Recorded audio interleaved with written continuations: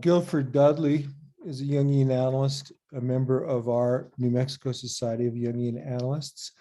He has a practice in both Albuquerque and Santa Fe. He trained in Los Angeles, where I trained, only he was a little bit ahead of me. He's the author of 2 books, and right now he's completing a book on this very subject matter that he's going to speak about today, a book in memoir form about toxic masculinity and the wounded healer. He's taught at 3 universities. He's a retired Presbyterian minister. He has a Buddhist practice. He hikes daily in the Sandias with his dog, Sasha. So please welcome Dr. Guilford Dudley. Gil? Gil, you need to unmute yourself, please. Thank you.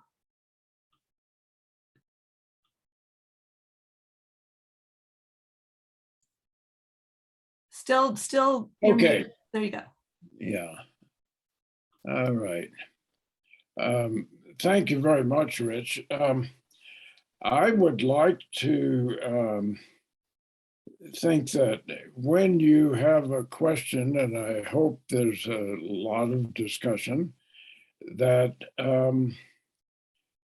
not only I can comment on the question, but that you all can comment on it, so that the question doesn't have to be directed only to me. I'd like this whole program to be one of sharing both feelings and thoughts about the whole issue of toxic masculinity, but especially in the light of the horrendous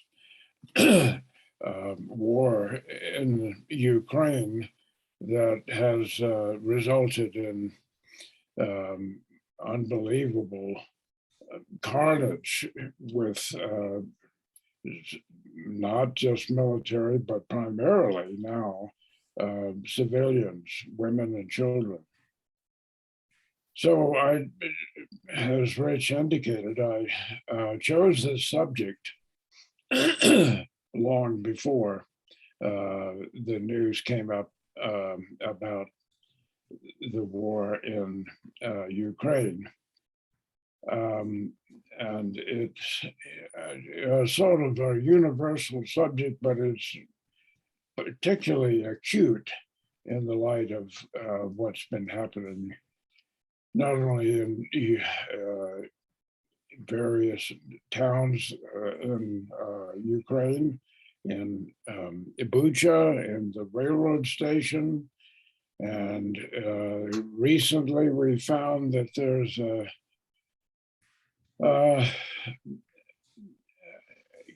missile with the name children on it, so that the missile was intended for children. I mean, it's just horrible.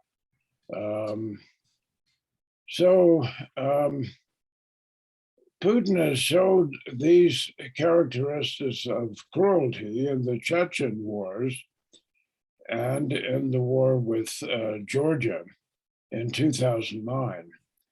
As a Russian soldier told the Los Angeles Times, during the Second Chechen War, we were told we couldn't make progress without being cruel. As President Biden said, Putin is just a butcher.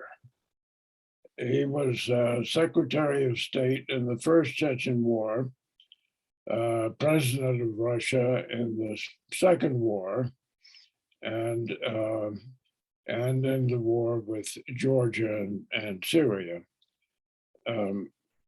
So in Chechen, the soldiers came into people's houses, they raped the women, they stole everything in the house, and they burned the houses down. I mean, it was almost as bad as what we're reading in the newspaper today. So it's not new for Putin.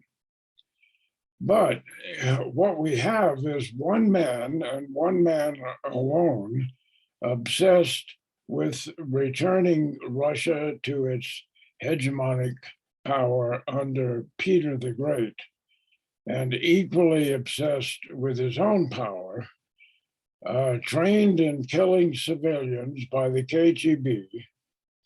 And this one man can invade its neighbor unprovoked and force genocide onto a country of 40 million people. Putin is also a man obsessed with his masculine physique. You may remember the photos he circulated a few years ago of, it was a photo of Putin riding a horse with his shirt off to show off his physique. So there's this combination of masculinity in everything that he does. Okay, so he is now using his masculine power for mass genocide. And he's holding the rest of the world hostage to his nuclear arsenal. And Shakespeare said of Julius Caesar, he doth bestride the world like a colossus. Since Putin came to power, the Russian army has killed 20,000 children and 200,000 adult civilians in Chechnya alone, not to mention the dead and deported civilians in Georgia in 2008, where Putin gave the order that civilians living in South Ossetia must either be shot or forced to leave their homes as part of ethnic cleansing. Putin has no respect for the Geneva Convention, the United Nations, international humanitarian standards that protect civilians, or the Hague Tribunal. So where does this extreme cruelty and sadism come from? Some psychologists say it comes from childhood, how he grew up and what his traumas were. And there's a lot of truth in that. But Jung cites another dimension in addition to environmental issues, and that is mostly in the unconscious realm, the collective unconscious of the human race, where archetypes channel power, intensity, and images to the individual as well as to the larger collective. That is to say, they can just take over the individual with their power. To say that Putin has been taken over by the archetypes of war and the warrior is an understatement to really grasp what we're dealing with. One image among the gods and titans that comes to mind is Cronus, who ate his own children to defeat them before they could grow up and challenge him. Putin is the absolute nadir in terms of how low a human can stoop to barbarity, a throwback to Attila the Hun and Genghis Khan. But of course, from his perspective, it is a colossal rise and not a descent. After all, he has the power to bring death not only to a few million people in neighboring countries, but to the entire world in nuclear war. So one psychological issue that arises immediately is what accounts for this meeting between archetypal power and energy and a male psyche that can produce such a monster. A further question is, how do we cope with the confluence of archetypal power and the male drive to dominate? Putin is not the only man with that confluence of energies. It happened with Caesar in Attila the Hun, Alaric the Great, the king of the Visigoths who sacked Rome in 410, and later a number of Vikings, including Eric Blood Axe, Ragnar, and the Berserkers. In the 13th century, the confluence was present in Genghis Khan. And of course, in Stalin, Hitler, Mao, and the latter, Mao, speaking of Mao, was responsible for 80 million deaths.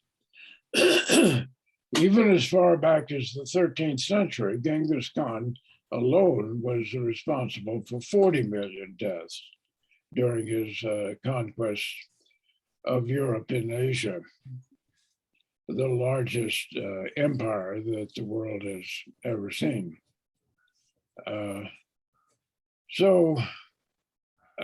Notice that among these people, they're all men.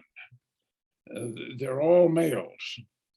The only case in history of a female army would be the Amazons, and there is no indication of cruelty whatsoever among the archaeological remains that we've discovered so far. So let's reframe the question. How can our species cope with the deadly confluence of archetypal power and the male drive for aggression and dominance? I pose the question again because we cannot afford to avoid it as a question, whether we have the answers or whether we don't. It's still a question we need to keep alive and struggle with, or it will just keep repeating itself.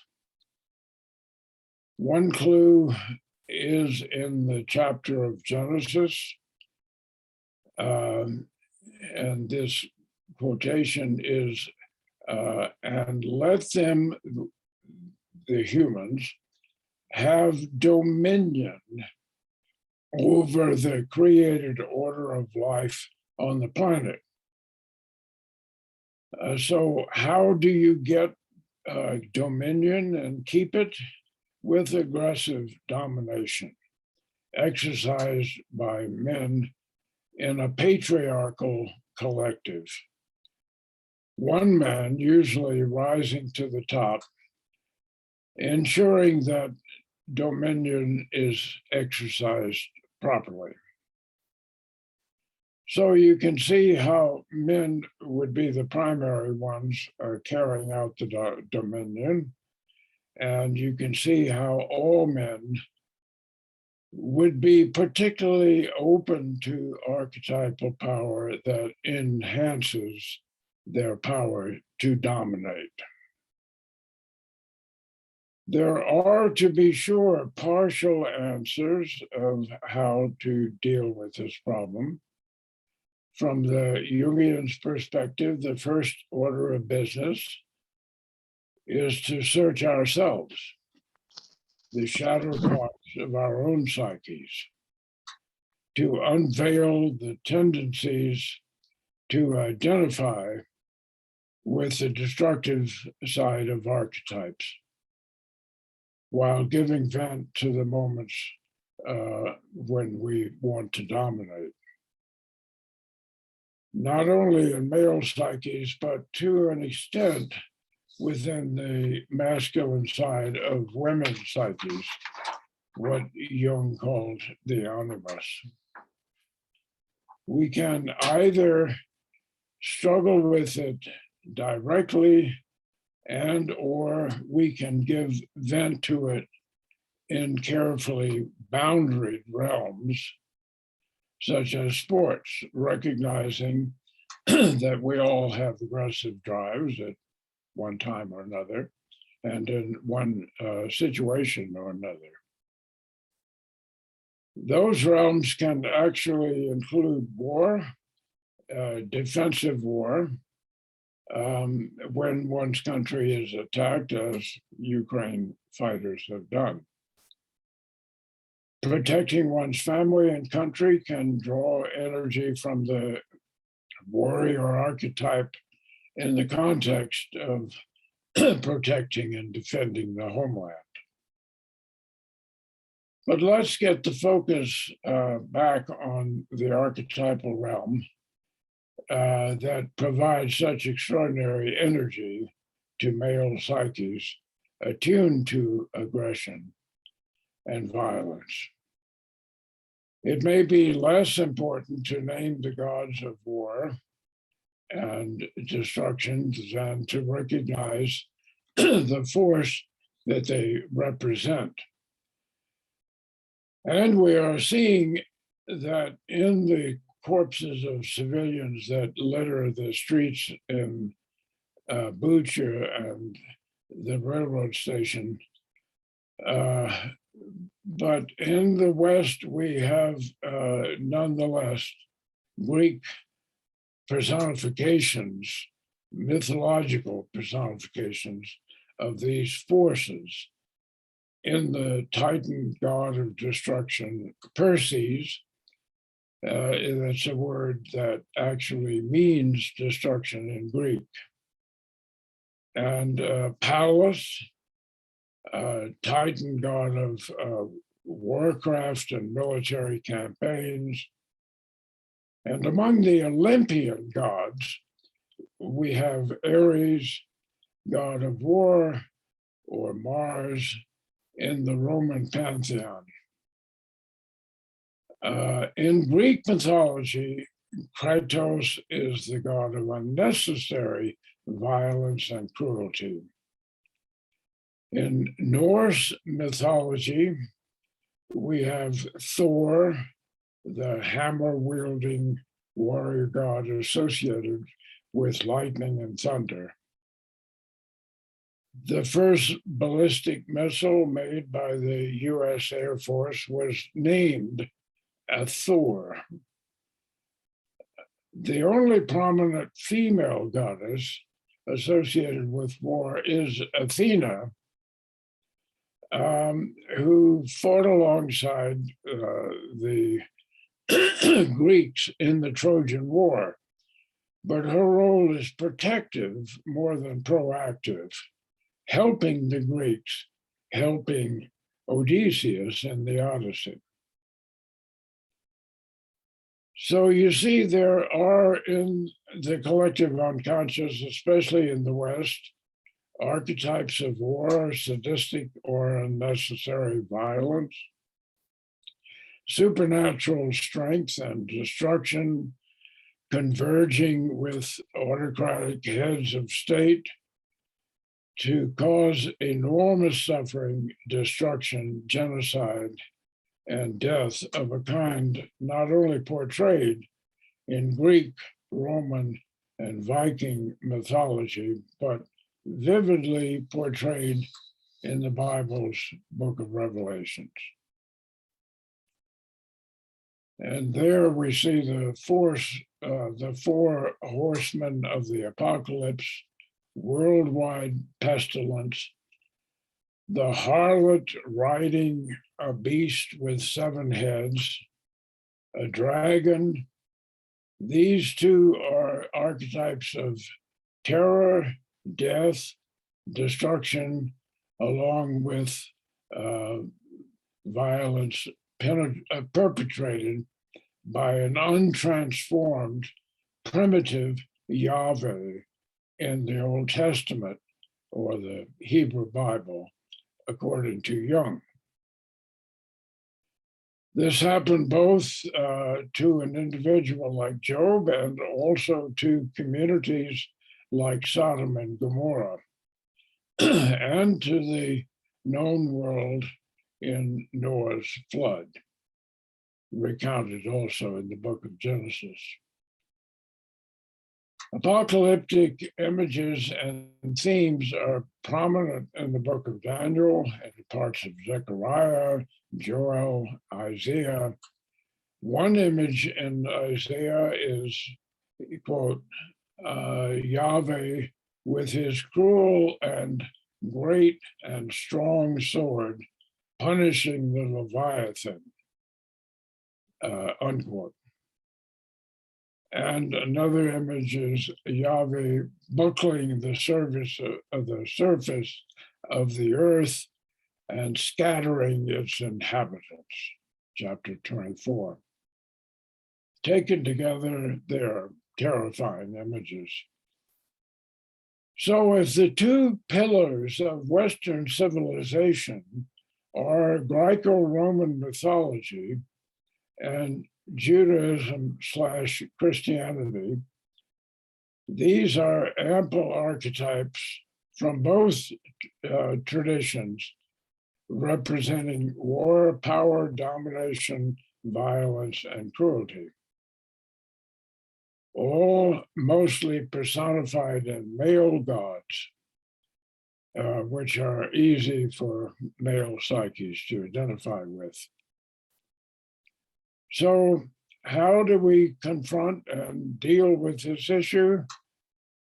As Jung suggested, first thing we do is try to identify aggressive masculine urges within ourselves and keep them conscious while working on them. In spite of the ambiguity I felt about the Korean War, which is very much a proxy war supported by the Soviet Union and then China, I personally made conscious plans to fight in that war as a pilot in the Air Force as soon as I graduated from college. I think it was an aggressive part of me that was basically overriding the ambiguity I felt about the war itself. Fortunately, the armistice of 1953 canceled those plans, and in the following year, I could go to graduate school. I've sometimes thought of how I would have felt if we had started bombing the Chinese with nuclear bombs in 1951. We came extremely close to using nuclear bombs in the Korean War. I bring this up so we don't think the United States is blameless in resorting to weapons of mass destruction. 4 Mark IV nuclear bombs were explicitly authorized for use by the Joint Chiefs of Staff in April 1951. A number of these bombs, along with B-29 flying fortresses that would drop them, were sent to Okinawa in readiness for use against the North Koreans and Chinese once China entered the war. Contingency plans were drawn up to use nuclear bombs to bomb Manchuria and the Shandong Peninsula in China if we discovered aircraft from those areas were being used against our troops. And a number of targets in the Soviet Union were drawn up as well.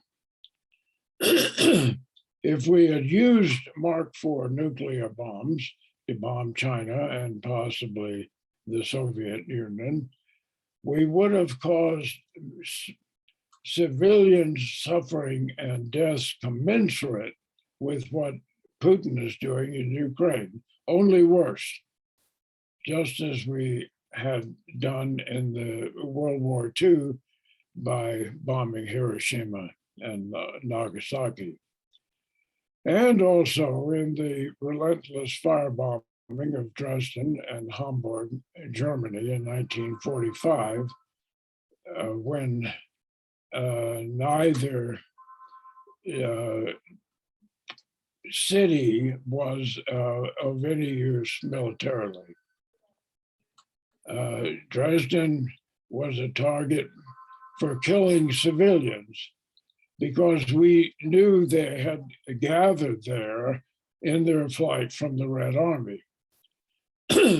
Some estimates put the number of civilians killed in Dresden, almost exclusively women and children, at 220,000. The official number is 25,000, but that's an issue of considerable dispute. In my own case, in the Korean War, I have often thought of how I'd feel piloting a bomber that dropped those nuclear bombs if indeed the armistice had not been signed and we decided to use nuclear bombs. It would have been the most egregious form of toxic masculinity on my part, even if I'd done so under orders. Just before the armistice was signed, I was being trained to fly a large plane like a bomber. It was a troop carrier. And I assumed I'd be dropping bombs on the North Koreans the following year. My aggressive instincts were in full swing, but hidden under the guise of serving my country in war, despite the fact that we were not attacked and we were dealing with a situation thousands of miles away.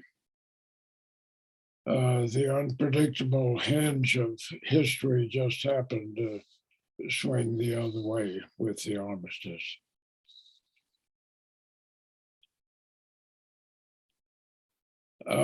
So this is just a personal example of how sinister, subtle, and complicated the issue of dealing with one's aggression can be in war, and how easy it is to override moral issues and with aggressive instincts. There is always the possibility of channeling aggression, for example, into sports, where the aggression needs to be under conscious control for the sake of skill and effectiveness. In some sports, like the martial art Aikido, one uses the aggressive energy of the opponent against him.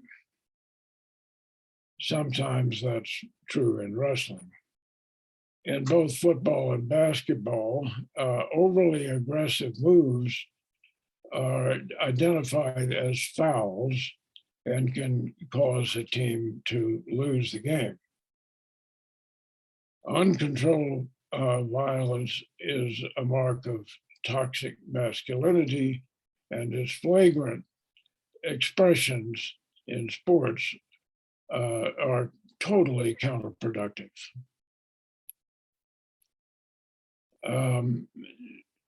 So what about the aggressive impulse that we have outside of war and sports? where toxic masculinity can manifest in misogyny, domestic abuse, both physical and verbal, in extreme forms of malignant narcissism. And to address that issue, we have to go back to the origin of the term masculine, toxic masculinity. So before that, I'd like to throw out some questions, and you can, when we will take a break in about 10 minutes, and I'd like you to think about these questions. One is, how do we avoid and break the vicious cycle of hate in war? Obviously, the Ukrainians hate the Russians for what they've done. So it's a vicious, and the Russians hate the Ukrainians for the defeat that they've had at the hands of the Ukrainians. So how does one break that cycle? Another question is, how can a cruel despot like Putin ever be rehabilitated? We don't have a chance even to offer that to him, because he's not in a democracy. He's in an autocracy where he's completely walled off from any help or criticism. Third is, what else can we do then work on ourselves and contribute to helping the invaded nation like Ukraine? And a fourth is, why are men the ones who become tyrants, even though the warrior instincts have been felt by women, especially the Amazons, but also the Russian women in World War II, in the Battle of Stalingrad.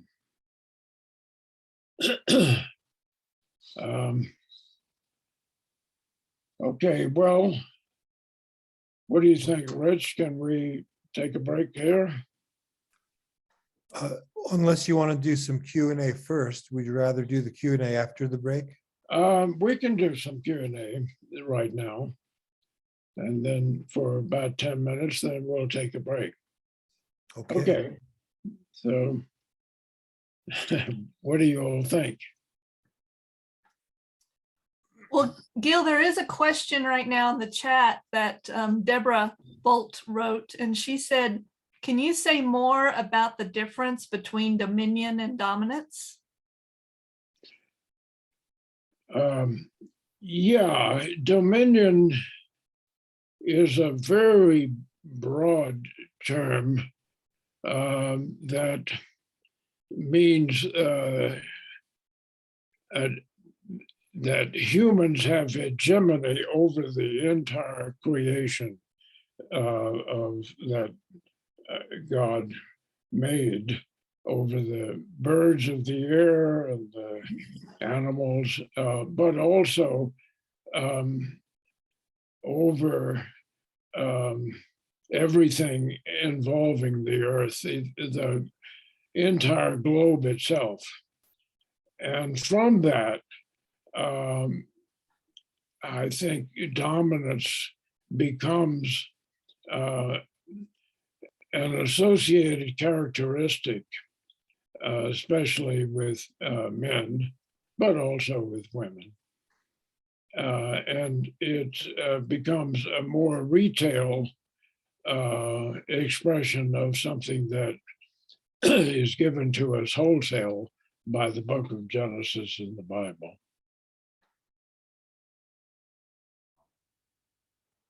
But go ahead and, refine the question if you want.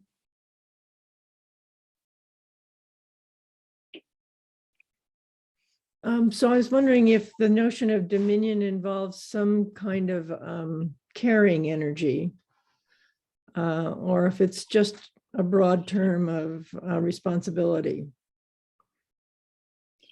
Well, the problem is, I guess you could say that it was intended to be a carrying energy, but it got misused as for the sake of dominance and superior position in the old pantheon of humans. And so I think we could say that it was intended for stewardship, protectiveness of the earth, but got misused as exploitation of the earth and exploitation of other people. That's how I see it. Okay, thank you. Sure. Go ahead, Paul. Let's see. This is something, unmute myself. This is something I'm particularly interested in. Your focus is on male domination, male violence, domination over others, the natural world, and so on.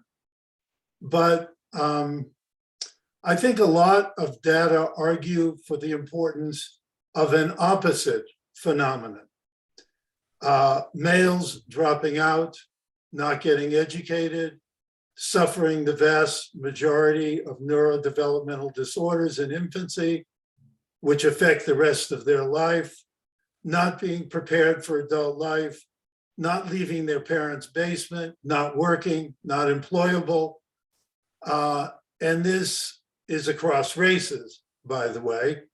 And then as adults dying so-called deaths of despair from overdosing, alcohol, and suicide. And you're probably familiar with the analyses of Case and Deaton on this. You are concerned about transforming the aggressive warrior. Well, what about transforming the boys and men who do not want to be in the basic battle or struggle of life? I know that Putin and Trump and toxic masculinity are very appealing targets for scorn.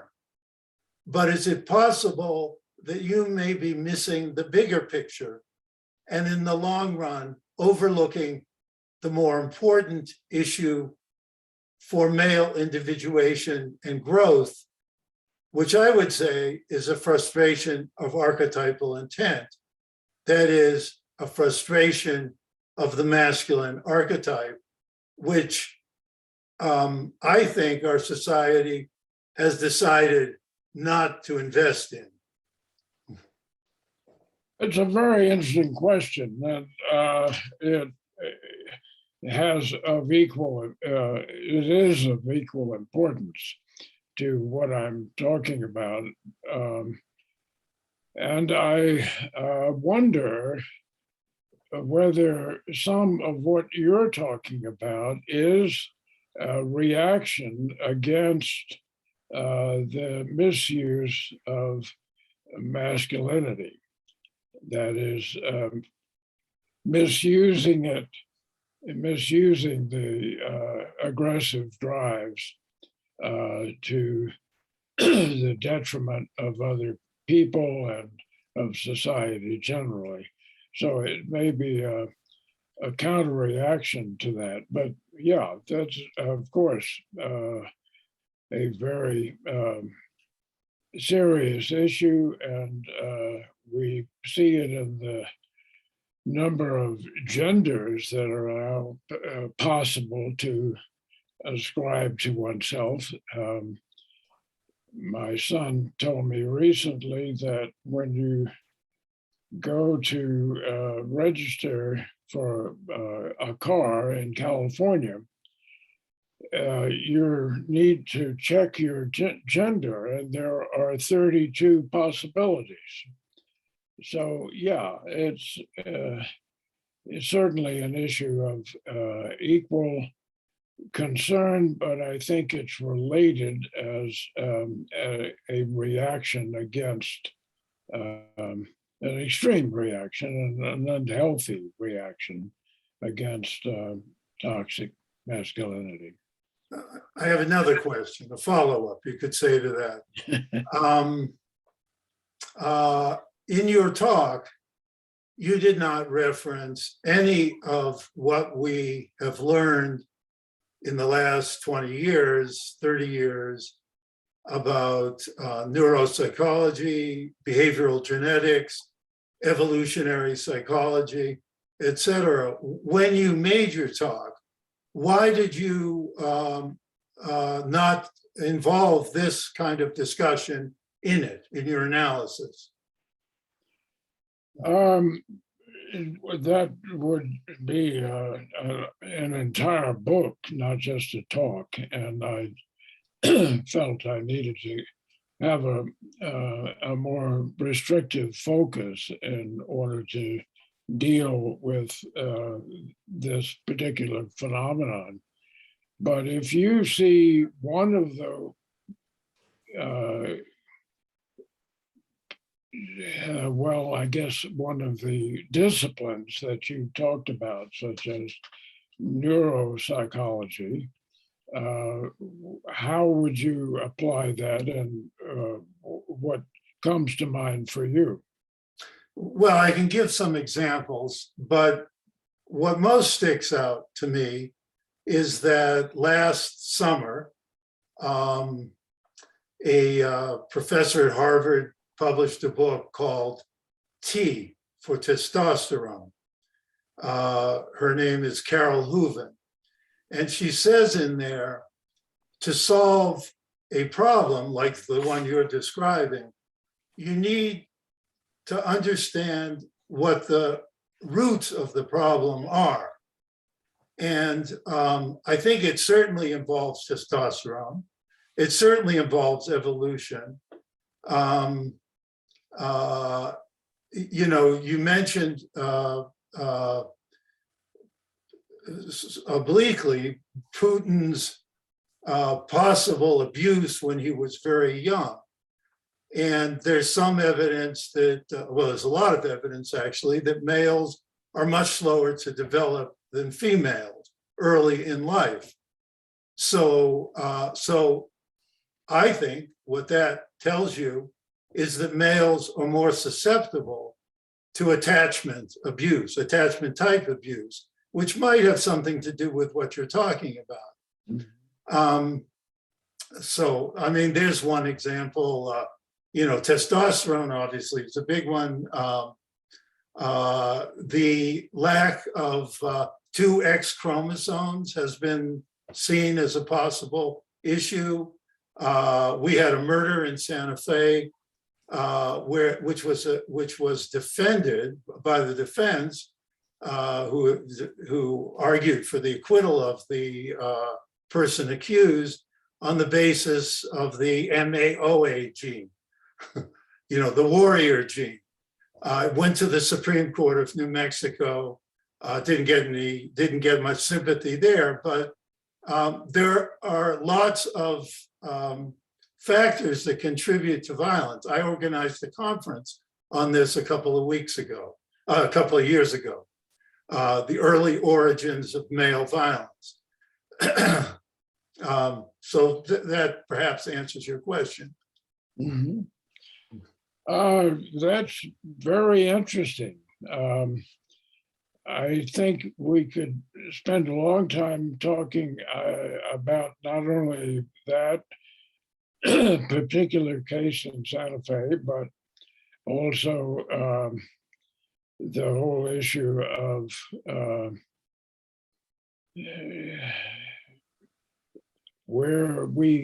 what kind of evolutionary process has led to the kind of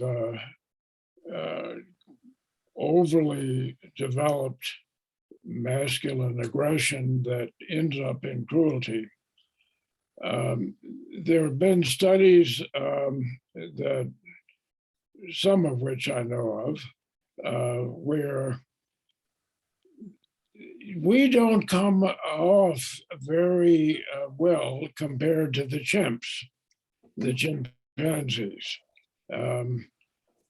They also, like us, will attack a group of chimps, will attack another group of chimps, but they'll only do that under certain circumstances.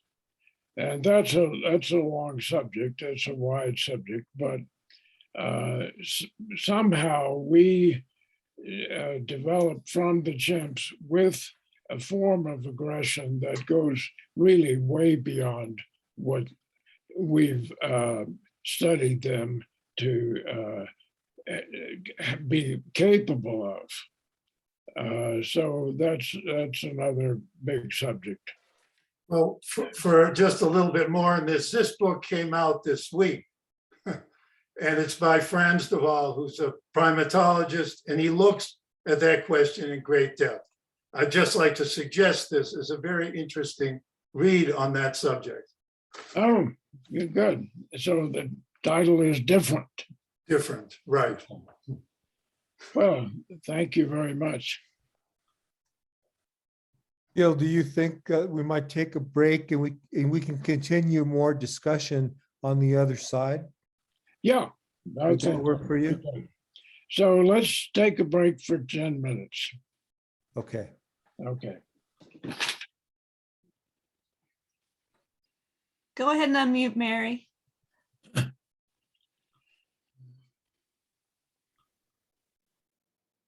Okay, can you hear me? Yes. And Okay, great. First, I'd just like to say I appreciate, Gil, that you're bringing this very important topic to all of us, and for all that you've put into your writings. And I really appreciated you sharing your personal experience during the Korean War. yeah, thank you. Thank you. Yeah, so I have some responses to almost all those questions, but I like the man that spoke, that had responded right before me. My first thought was testosterone, that how important that is to bring in. I mean, certainly the archetypes, definitely so important to hear about, but there's the testosterone, I'm a therapist, I'm a somatic therapist that works with the unconscious with people on a regular basis, and childhood is, our childhood, our ancestral, generational traumas, all of that, I think, is so, are factors in here also, as well as obviously archetypes. And then spirituality, I think, is another big factor. My husband's over here. He's going to talk a little bit about something that will relate to that, about China and Russia. How do we avoid and break this vicious cycle of war? Obviously a question that is just ongoing. We don't have answers. Well, say more about the spirituality. Well, like when one of the questions is, how else can we do, and what else can we do and work on ourselves to help? Okay, so I'm a Buddhist practitioner, brought up Catholic. Of course, I always have some Catholicism in me. It's not about, there's beauty in that, and there was some not so good stuff in there too. So, well, we were just talking about China and Russia, and China has a dictator, And not that they haven't had violence, and there's been violence there too, but maybe you want to say something here too, Dave, but they have mostly men because they Filtered. filtered babies, and mostly they wanted male babies, so there's so many men there, but they're not acting violently right now. And then we start talking about, well, they have more historical pieces around spirituality, whereas Russia, really closed down Christianity until maybe about 10 years ago. So I don't know, is spirituality a piece there? But in my own spirituality, I mean, I'm going to be honest, I have a part of me that just hates Putin, Yeah. feels the hate inside. Sure. I've even said to my husband, well, I've had some of that with Trump too. I've said to my husband, how would you feel if I took them both out and I'm in prison the rest of my life? I mean, that kind of a feeling. And I know it's not the answer. But, in my Buddhist practice, there's such a thing called metta, which is, I'm sure you know about that, and which is loving kindness. And you say these amazing, beautiful, may you be safe and protected from inner and outer harm. And you say that to people, you say that to people you love, you say that to neutral people. And when I think about saying that to Putin, I can't say it. It's just because my hate, I mean, I have such a hard time saying that. And one of my teachers, I was talking to him about this, and he said the way he's come to this, and it really helped me, is when he feels into a dictator, or he says what he can say in a loving kindness way is, may you be free from hatred. Yeah. And then may I be free from hatred, because I have that hatred in me too. Mm-hmm. I'm as human as Putin. He obviously, childhood, archetypes, all many, testosterone, so many different factors in here. But he has hatred in him. And we all do. Yeah. We all have a Hitler in us. We all have a Putin in us. We all have, all of this in us. And that's one of the ways, besides helping financially with Ukraine and all these other things. But, I feel so helpless, but that's one of the ways that helps me to feel like I'm doing something, is to bring this, be able to even say, may you be free from hatred. Mm-hmm. May I be free from hatred. Yeah. Well, there is a form of Buddhism that deals very directly with terror and hatred and all of those things, and that's Tibetan Buddhism. Yes, yes. And they have what is sometimes called the terrifying deities, which of course are inside of us. Exactly. And it's a practice that makes no bones about the deities being terrifying. Say that again, that the what? Makes no bones about these deities being terrifying. Exactly, yeah. For example, the god of death. I have a tonka with that particular deity. And the value of the god of death is that he kills off the parts of the ego that are problematic. Yes. Well, yeah. So that's the dependent origination, the all the deities in the cycle. Right, I have that too. Yeah, yeah, yeah. Well, did your husband Dave want to say something? Well, I just want to bring up, I mean, it is a very complex subject, but you're bringing all those all the butchers from history up. I noticed you left out Alexander, maybe because he's the hero also, but the poster boy. But for instance, William the Conqueror, he and his son and grandson, they're heroes. He unified England, but he killed the whole population from the whole north of England. He just wiped out the population. So you could say, well, and Putin, everybody's quiet. You take off, anybody that disagrees with you or even looks wrong, you just kill them or lock them up.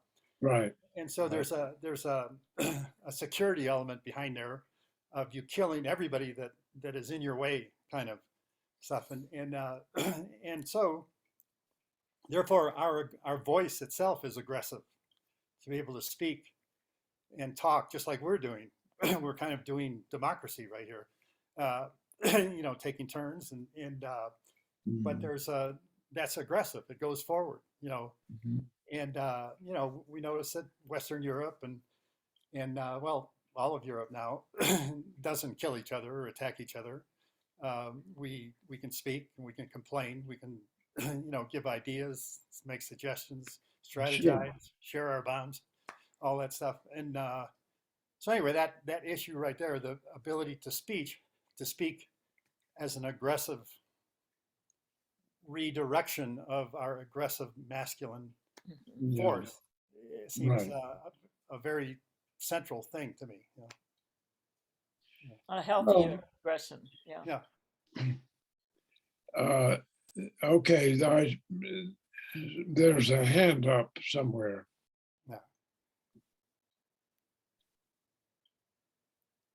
Rich, you Okay. need to unmute. Sorry. Okay, I see a hand. Am I unmuted? Yes, Rich, you're unmuted. Okay. Well, I had a few things to say, but there's a couple of comments here in the chat that have been sitting there for a bit. Colleen Doherty to everyone. I think we have to decide on our focus here, collective versus individual forces that shape behavior. Tending to the collective may perpetuate more of a paradigm shift. So that's one of the comments in the text. The way I see it is, there's archetypal, cultural, biological, and very personal aspects to all of this stuff, as you've already said, Guil. But do you want to comment on that? That chat comment. We have to decide on our focus here, collective versus individual forces, because this is a big topic. All those different levels are involved, and we can spin out in any one direction, and maybe that's fine, or maybe we want to focus it out. But that's this Colleen's comment. Yeah, I see a ton of hands going up. I don't want to. I think we have to do both. Deal with it at an individual level and also at a collective level at the same time. So I don't think we're free to choose one or the other. Okay. I think we have to do both. Well, let's move on to another question. Here's hand up by Michelle.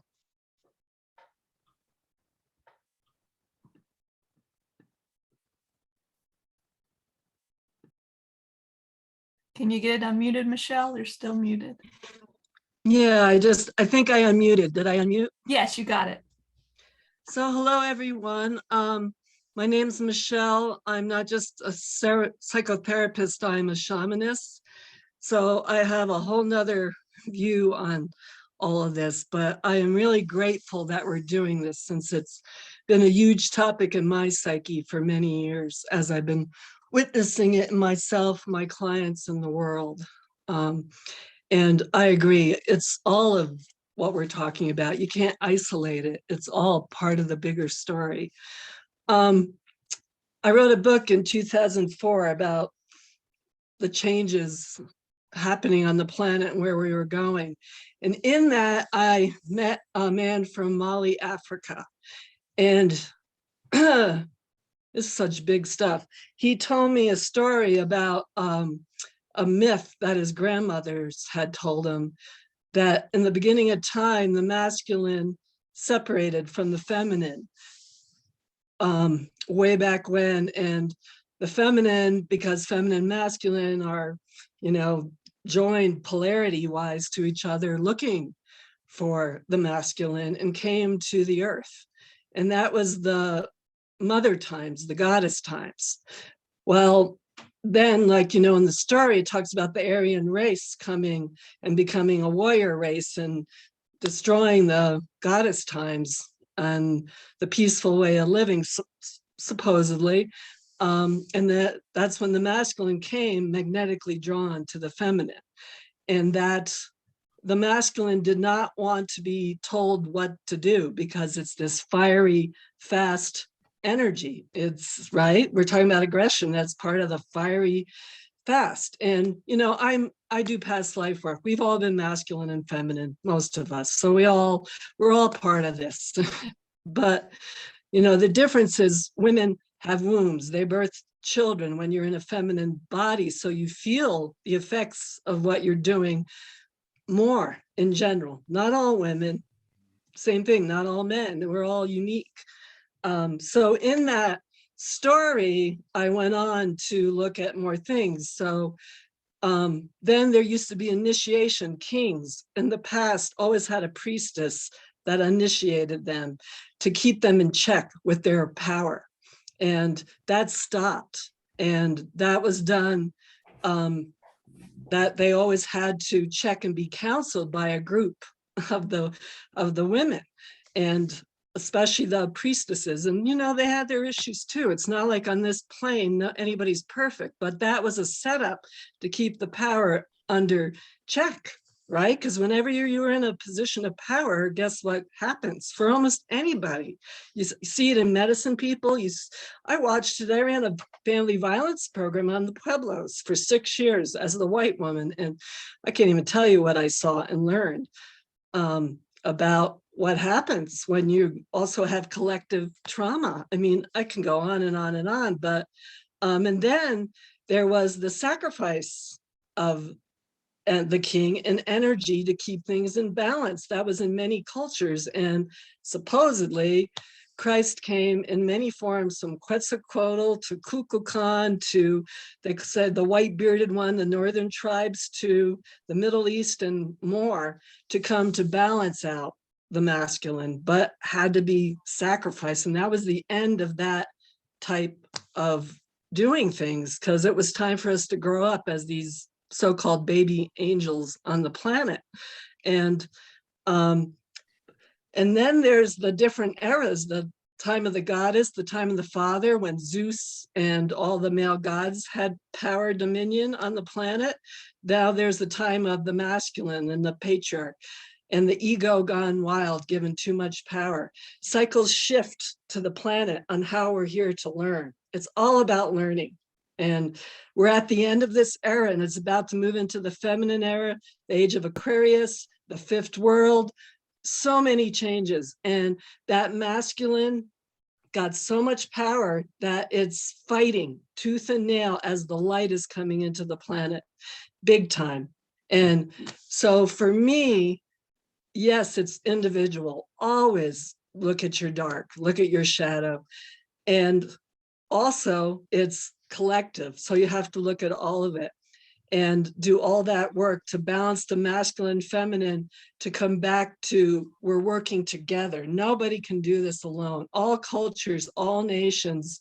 That's part of the prophecies that I studied pretty intensively for 2012, that if we had to come back together and connect to our higher selves and the spiritual journey within everything in order to shift. And even though it looks so dark, that dark energy, call it Lucifer, collective, off planet, on planet, doesn't want that to happen. It feeds on that darkness. And, you know, that's what happens with individuals. They feed on that power, and then they go blind.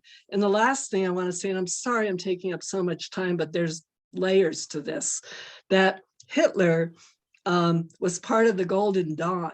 And the Golden Dawn esoteric group had two sides, the dark and the light, like everything in this world of duality.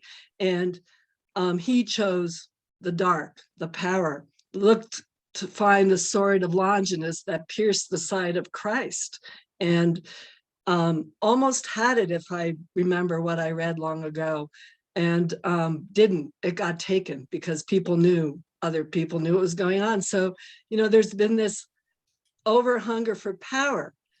And there's 12 rays of learning, and the power ray is one of the biggest and hardest ones to get through. And that is what's happening on the planet. And thank you for listening. Well, thank you for your contribution.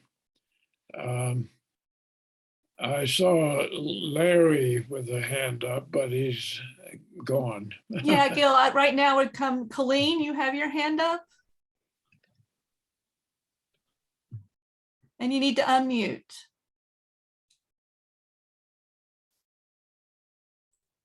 There How's should that? be, yeah, you got it. Okay. Thank you very much. First, I want to apologize. The comment that I made about the collective versus the individual, I was very, very moved by what you said, Dr. Dudley, about your war experience and how, and you said, it illustrates how easy it is to override the morality with the justification of aggressive behavior. And I was really moved by that comment, and I thought of so many ways that manifests in our culture, in our world. And that's why I was hoping to keep the focus on that and not get into the minutia, which all my other classes I have to take about neurobiology, and because I do work as a therapist. And so when you asked us the 4 questions, what else can we do besides work on ourselves to help ease the situation? I immediately thought we need to reach out and care for others, but your comment about the morality being dampened, being depressed, being kind of overshadowed. And I thought we see that in so much of what happens. We see it with the way animals are abused, and it's accepted how they are abused in our society under the guise of science, right? We see, I was even thinking of the COVID vaccine and how brutal the fight got. How many people were separated from families, who lost their jobs, who were really bullied because of their choices there. And that was, I think, a brutality under the guise of science, or keeping this aggressive disease down. And not a lot was mentioned about the way that the disease manifested, which was, again, kind of back to the way we brutally treat animals in our society. And it's all connected. And so I could just see so many manifestations of your comment of how blinded we get as a society, and how we accept brutality and we accept dominance under the guise of so many things. And I think until we wake up as a culture and start rethinking that individually and putting it out there and speaking about it, kind of like we are today, I think it's just going to continue, and that makes me sad. So I just wanted to put that out there. Well, thank you. I think your example of the mistreatment of animals, of course, is part of the misunderstanding and misapplication of the word dominion in the book of Genesis, which has had such an effect on Western civilization and Western thinking. Okay, well, let's turn to where the term toxic masculinity comes from. The term toxic masculinity came into use in the men's movement in the 1980s to describe a stereotype or cultural archetype of manliness that is injurious to men, women, and society at large. This term surfaced to refer to a phenomenon in American culture, not the appearance on the world scene of despots like Stalin and Putin, for whom the term vicious masculinity would be more appropriate. The same dynamics are latent in all of us, one simply more extreme and grotesque and consequential for the world at large. As we often discussed in my training program in Los Angeles to become a Jungian analyst, the characteristics of this cultural archetype portray a man who presents himself as unfeeling, tough, stolid, like the movie icon John Wayne, aggressive and often violent, domineering, authoritative, smug in one's authority, often brittle, in a desperate needing to prevail. The toxic masculine man is also convinced that his gender is superior to women and feminine characteristics in general, and he pits himself against other males to become superior as an alpha male. We all agreed, trainees and a couple of analysts and I, that toxic masculinity in our culture presents us with John Wayne types whose thoughts and feelings are imprisoned within them, but who show up at the right time to turn the tide of battle or rescue a helpless woman with an understated toughness. This hero of the Old West remains independent, isolated, and humanly inaccessible. He rides into town, performs his heroics, ones that require the heroine to be dependent and helpless. And after the dust has settled, he rides off to nowhere or anywhere, rootless and alone. Other films present us with more violent images of toxic masculinity.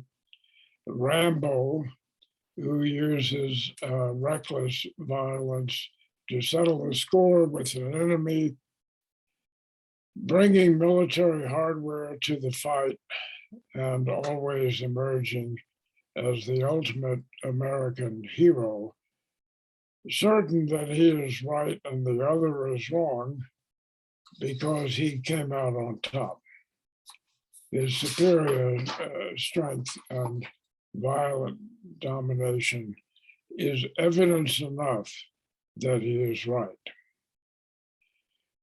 Rambo masculinity is a more dangerous form of the toxicity because it is on the edge of psychosis in its rage, and it glorifies violence. The reach of toxic masculinity is global, not limited to the West.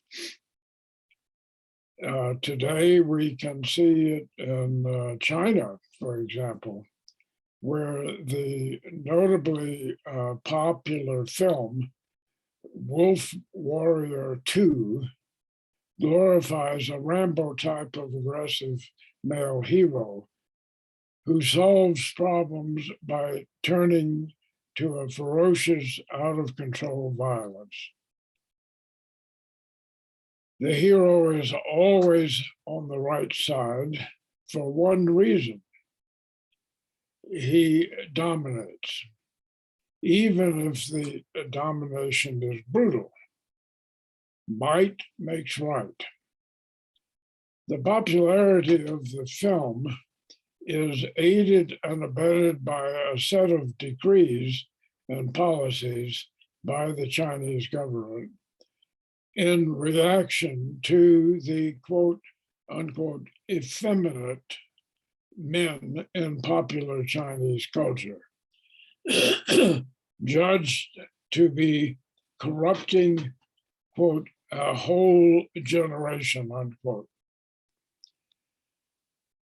Regulators have banned sissy men, quote unquote, from appearing on television, while the Communist Party has called for men to develop toughness and strength with hard biceps. Tough in spirit and body with no hint of feminine characteristics. The warrior archetype as such can be quite positive. And that's why it's important to realize that it's not simply a question of adding more feminine characteristics to the psyche. Important as that is, but the need from my point of view is to develop and evolve from the more egregious types of violence and domination to the more positive aspects of the male psyche, and they are positive. And so it's a question of evolutionary change in the masculine, not just using the feminine to make up for something that's lacking in the masculine. So what are these qualities? Well, they are these positive qualities of masculinity are courage, determination, selflessness to the point of sacrificing one's life for family and nation. But in its toxic form, it represents unprovoked domination of another or others. Like all archetypes, narrowly cultural or universal throughout Western civilization, it belongs to the collective unconscious of the species and knows no bounds of ethnicity or nationality. Once again, we have the option of trying to recognize the presence and power of an archetype, in that recognition resisting its sway, channeling its energy, or alternatively, to bow to its power and let it control us. However, we have to give the impulse its due, the aggressive impulse. The aggressive instinct, especially the will to dominate, represents an opposite to the idealized self, informed by religious or humanistic principles and standards. As such, we have to respect it and give it a voice in our psyches. a seat at the table, so to speak. I may give you an example. It's kind of a silly one, but I'll go ahead and give it anyway. I went to see a therapist in Philadelphia when I was an acting dean of students at a university in Philadelphia. And I was exhausted with the student sit-ins over the Vietnam War. My marriage was falling apart, and I was trying to finish my dissertation for my doctorate. The therapist, the psychiatrist, knew I was under stress and would not acknowledge my frustrations with the students. I was hiding under protestations of how much I liked the students, loved my job, and supported the students' protest against the Vietnam War, and went into great detail about Nixon and the war. I finally acknowledged a bit of frustration and anger I felt about the students taking over the administrative offices, including my own, but told them there was nothing I could do about it. I wasn't going to do any, express any rage or anger to the students. And so he finally asked me if I ever felt like hitting or kicking. And my answer was, well, certainly not anybody. At the end of the session, he suggested I pull my car over on the way home, think about the sit-ins, and try kicking the tire repeatedly, and then remembering the images and feelings. I did it, but my foot missed the tire and hit the fender above it, which bruised my foot and made me really angry. The image that came up was that one of the students had moved the tire. So I would bang my foot on the fender. When I hobbled into the psychiatrist's office a few days later, he could laugh and we could start talking about my aggression. This is a pretty primitive example of aggression that needs to be acknowledged. In some way, a silly, stupid example, but the point was that the psychiatrist didn't waste time in getting to my aggressive feelings. They needed to be in the room so we could explore them. What he did wouldn't have worked with some clients, but it cut through my intellectualizing about Nixon and the Vietnam War, and it did work with me. One's aggression needs to be in the same room with the rest of the psyche. And as each of us, each of those two sides starts to acknowledge the other, they start to shift and become accepted by the other side. The aggressive side becomes accepted, or as we sometimes say, domesticated. A part of the family, so to speak, and a very important part. Important because the archetypal energy can be energizing in ways that are important to oneself and the wider collective. The inner and outer worlds are permeable and related. The aggressive energy from the warrior archetype can, for example, lead the way to constructive action on climate change.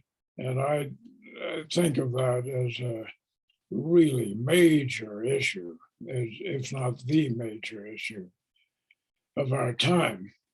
To be sure, it doesn't take aggression to get solar panels and turn out the lights, maybe to get a electric car or credit cards that promise to see that a tree is planted with each purchase, sometimes as low as $2.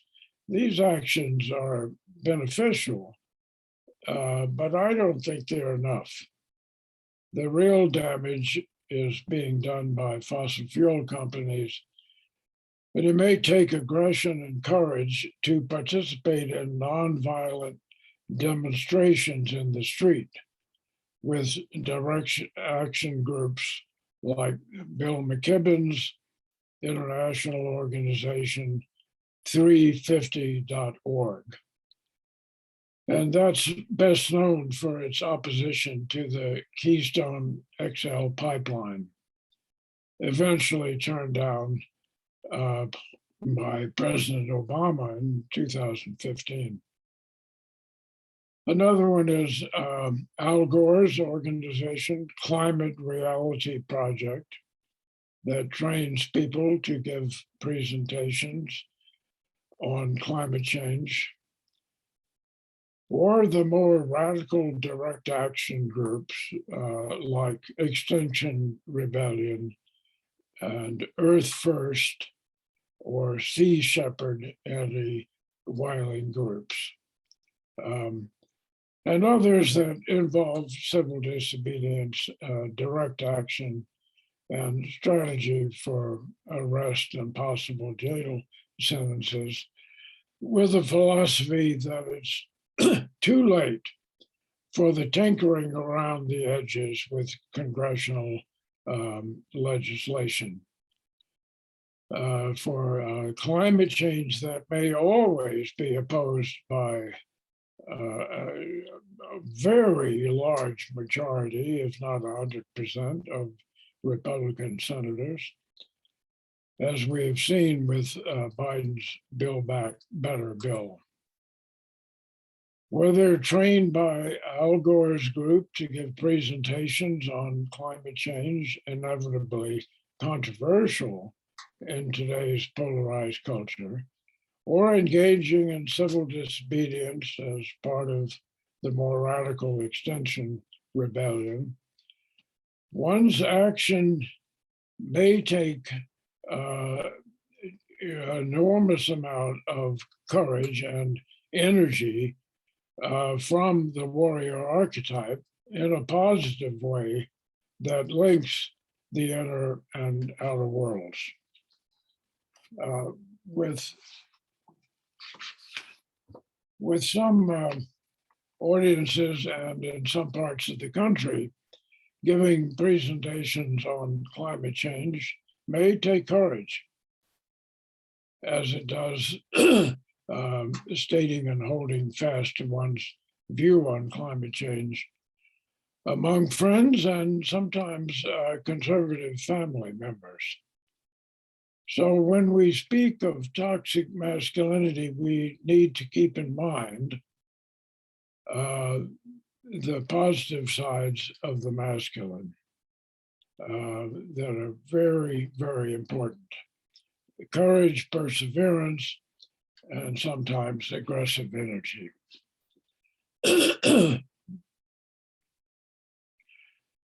So where are we, Rich, on time?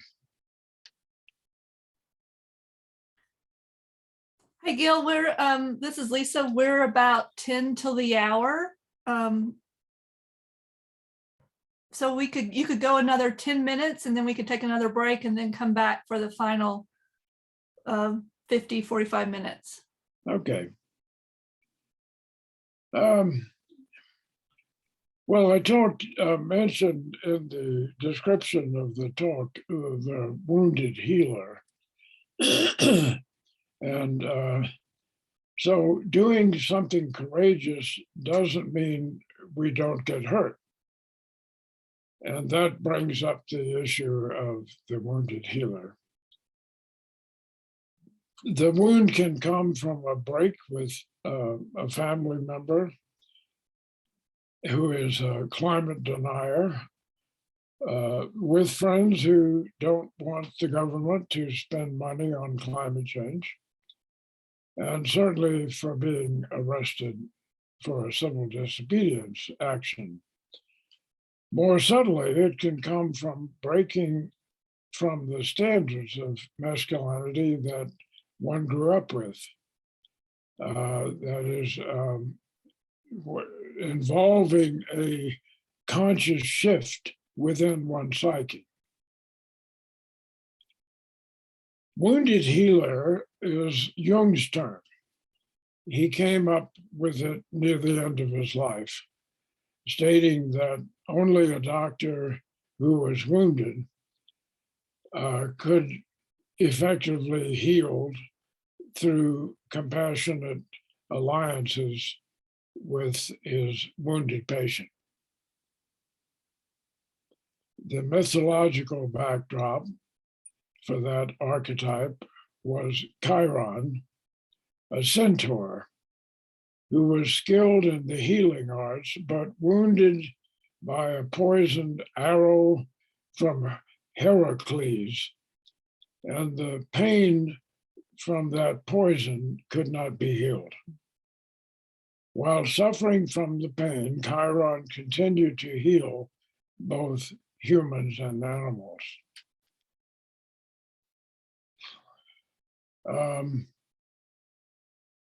So I expressed experienced my own wounds from family members over the toxic aspects of masculinity, and certainly with climate change. A friend of mine was a very good example of the wounded healer. Once he gave up trying to win his father's stamp of approval for his masculinity with a foray into professional boxing. The foray failed to win the father's approval because his father wouldn't believe he'd done it. But then he set his career goal on becoming a musician, ideally in composition. He went to graduate school to study musicology and put up with the kidding from his father about musicology. When the wounding became too much from his father and stepmother, he turned to alcohol and worked as a sponsor in Alcoholics Anonymous, helping others struggling with the same issues of manhood and freedom from cultural and family expectations. In my case, it happened in the consulting room, especially with male patients, trying to use my own countertransference judiciously. In time, I became convinced that all men and women have the option of healing the wounds in themselves with or without the assistive therapy as they work through the destructive aspects of the masculine. With women patients, the issues of toxic masculinity would often come up when their masculine sides were infused with the example of a father who dominated the mother, or any number of other causes. And today they can be as aggressive as men in mixed martial arts. That women in the military can be aggressive on the ground or in the air in a war is also beyond question. Russian women combatants proved that in the Battle of Stalingrad in World War II. Especially the so-called night witches who flew crop duster biplanes at night to swoop down and drop bombs on the tents where German officers and field commanders were sleeping.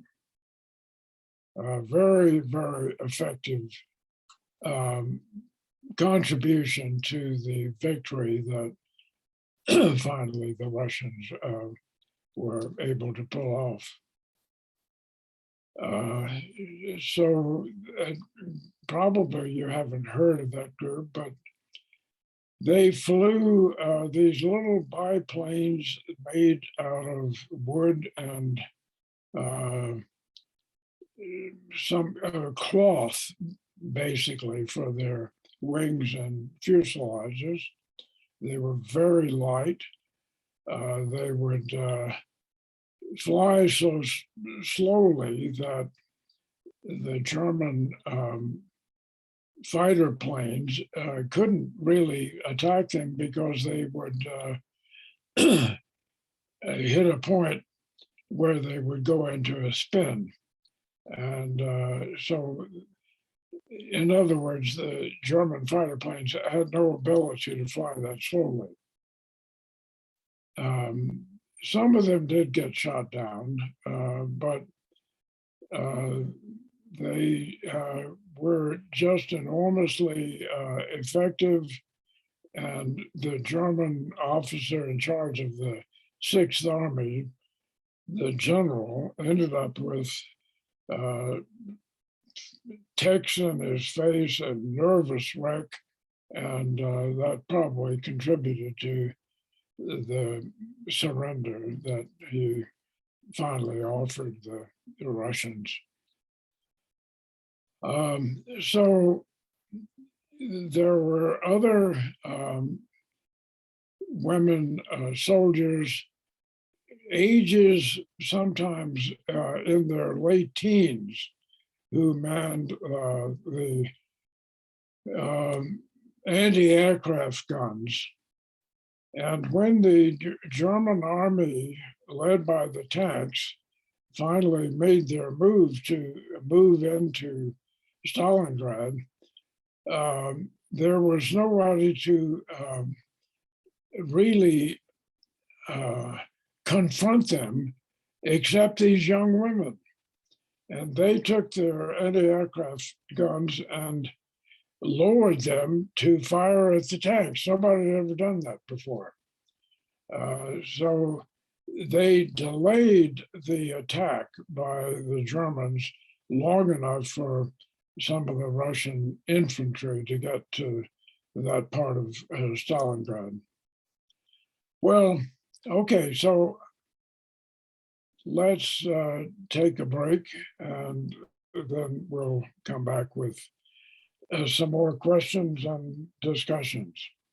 Thank you, Guil. Okay. Okay, so what do you have in the way of comments and questions up to this point?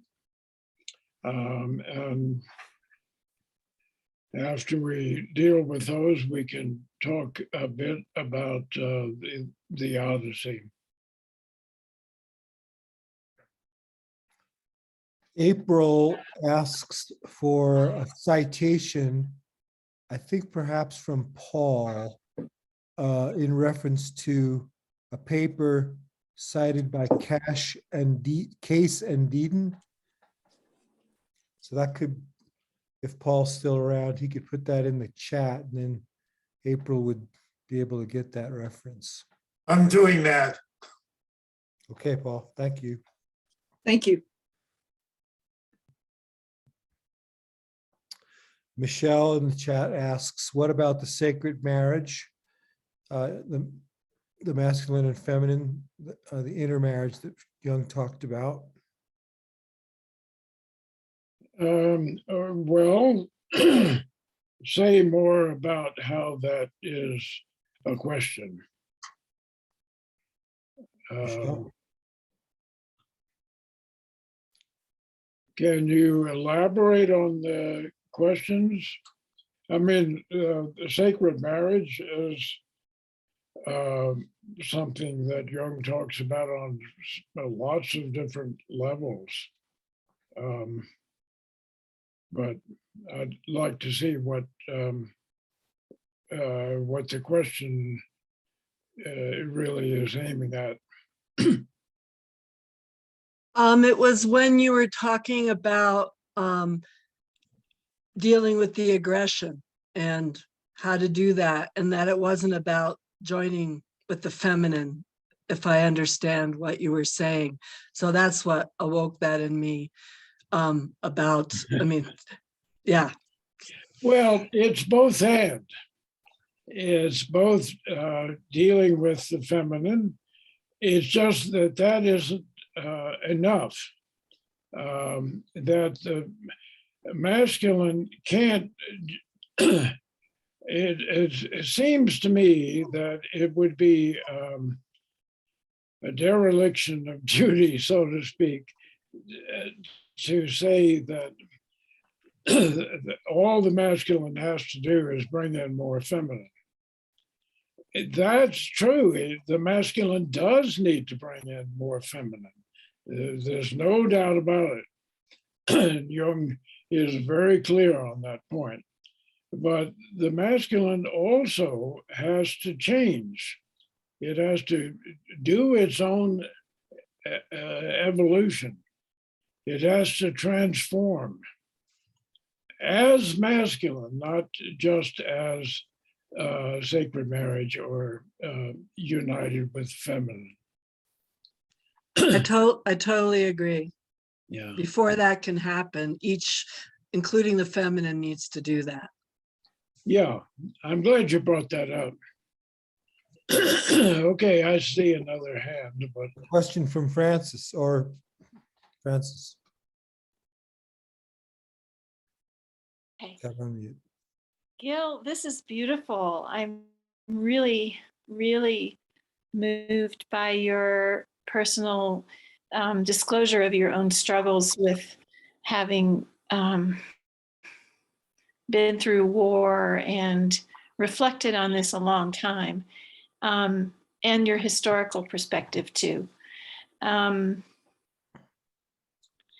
I think we need both perspectives of like drilling down into something as small as testosterone and then coming out into a bigger frame to consider our whole history of aggression in the world. And so I appreciate you providing that.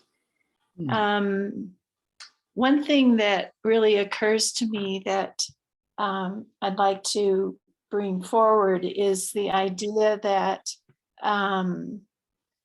the institution of the father has been in decline for quite a long time now.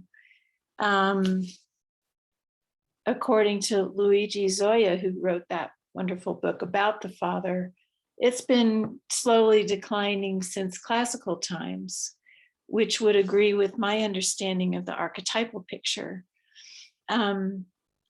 The father was the institution that provided a container and a model and the means to help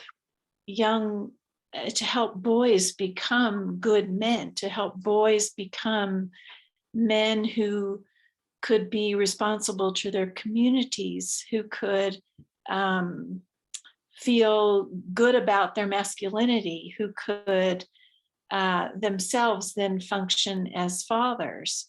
And there have been a lot of forces that have deteriorated that power of the father to be a father, you know, things like well, in Nazi Germany, the taking over of the state of the father's function and turning the children away from the father and towards an authority. And I think I see Larry has his hand up, and I know he knows a lot about the father project. So I hope he will fill out what I'm not able to bring in, but that there's a kind of a positive feedback loop in the deterioration of the father. And of course, industrial life, the Industrial Revolution inaugurated another like lifting the father out of the home and making him an alien presence to his family. And, that going along with the lack of initiation for young men, because, that aggressive, that assertive energy is so needed for the positive, for the good. And I understand your point about just adding femininity isn't going to fix it. I agree with that. And yet at the bottom of it, masculine and feminine are a syzygy. They're not separate. The more polarized they get, the worse off everybody is within an individual or within a culture. I'm thinking of that. What is that? How does that go? Violence begins in disconnection. That force for aggressive, assertive life, if it's not connected, it becomes toxic.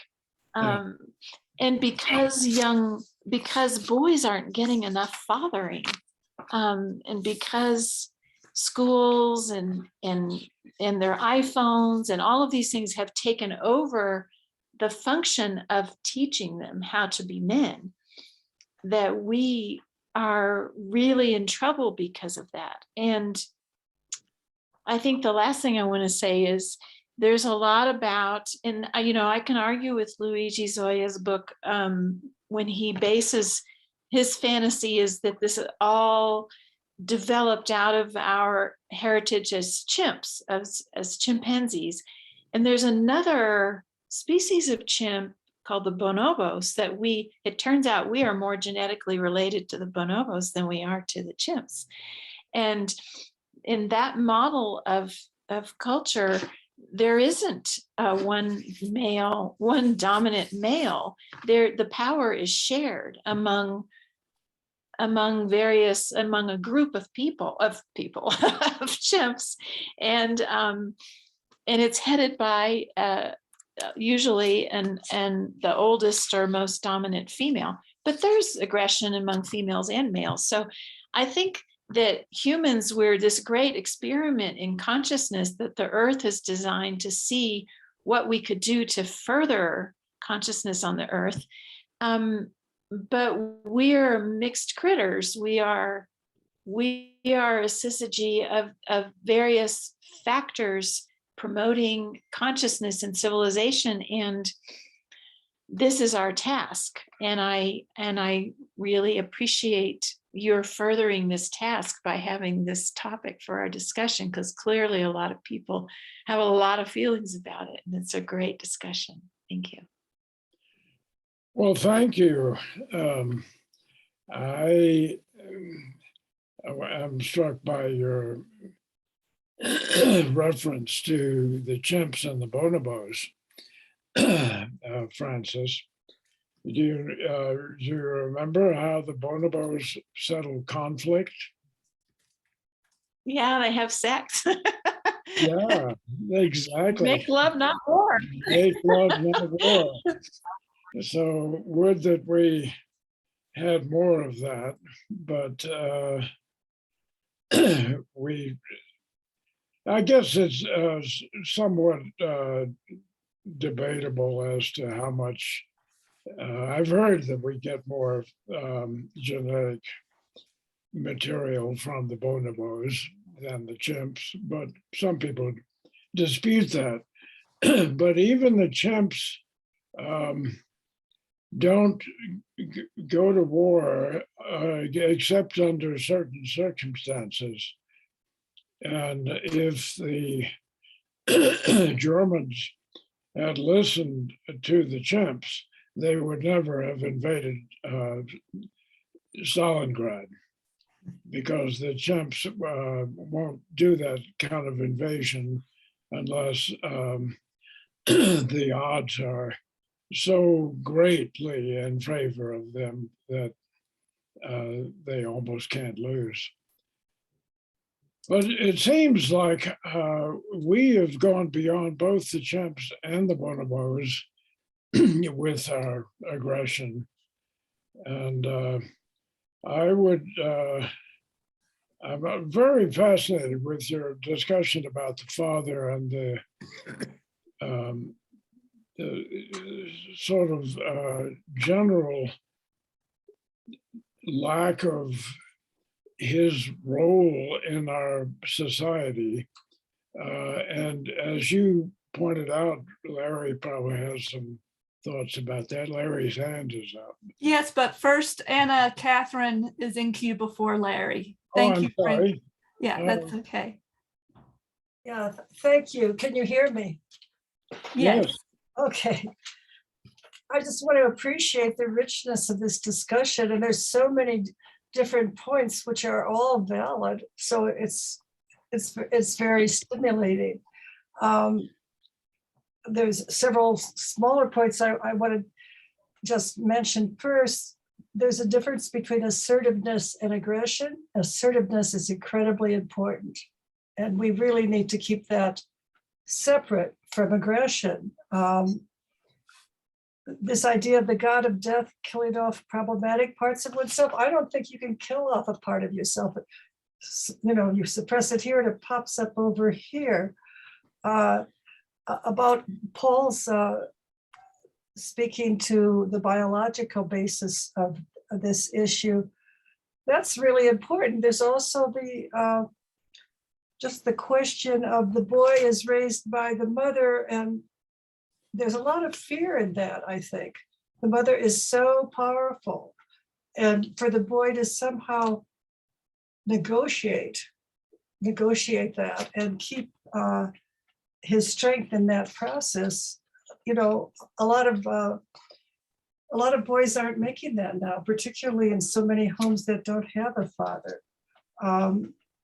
I wanted to just acknowledge what Michelle was talking about. I mean, we have to look at the personal, the biological, the social, and the very, very large sweep of history, and let us hope somehow we'll get through this part of our history and onto something more balanced. I don't know if we will or we won't.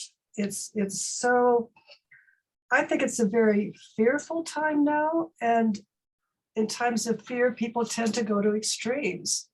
And we have this terrible polarization in our own country. And I'm wondering how the toxic masculinity feeds into that, because that is really hamstringing what we need to do and causing so much hatred and so much just confusion and puzzlement. So if there's a way to bring in this question of our own polarization, I'd like to hear it. And also between the masculine and the feminine, and so okay, there haven't been women that have, you know, conquered half the world, but I think in personal relationships, women have often tended to go for control.